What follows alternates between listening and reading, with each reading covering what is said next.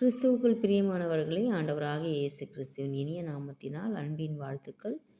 இன்றும் உங்களோடு கூட யாத்ராகமம் 23வது அதிகாரம் 23வது வசனத்தில் நடத்தி கொண்டு போவார் என்கிற தலைப்பில் ஆண்டவருடைய வார்த்தையை பகிர்ந்து கொள்ள விரும்புகிறேன்.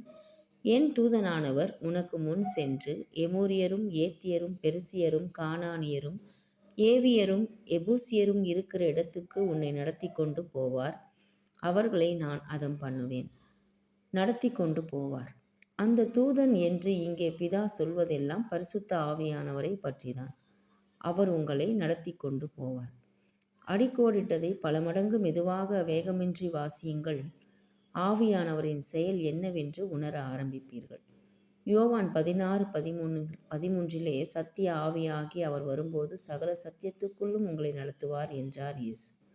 ஆவியானவர் நடத்துவார். நீங்கள் நடப்பது உங்கள் திறமை அல்ல, அது உங்களை நடத்தும் அவர் திறமை.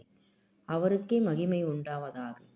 எரேமியா 10:33 இப்படியாய் சொல்கிறது, கர்த்தாவே, மனுஷனுடைய வழி அவனாலே ஆகிறது அல்ல என்றும், தன் நடைகளை நடத்துவது நடக்கிறவனாலே ஆகிறதல்ல என்றும் அறிவேன். உங்கள் நடைகள் உங்களாலே அல்ல, உங்களை நடத்துகிறவராலே தான் என்பது எவ்வளவு நிச்சயம் பாருங்கள். உங்களை ரட்சித்தவர் இயேசு என்றால் இயேசுவின் அண்டை நடத்தி சென்றவர் பரிசுத்த ஆவியானவரே. ஆமென். இன்றைய உலகம் சுயபலத்தில் தேவனுடைய பாதையில் நடக்க முயற்சி எடுத்து கொண்டிருக்கிறது. அது முடியும் என்றால் நம்மை நடத்த அன்பான ஆவியானவரை அவர் அனுப்ப வேண்டிய அவசியம் இல்லையே. ஆமென். அவர் நம்மை நடத்தி கொண்டு போவார், பரிசுத்த ஆவியானவரை. ஆமென். கர்த்தர் தாமே இந்த சத்திய வசனத்தை ஆசீர்வதிப்பாராக. ஆமென்.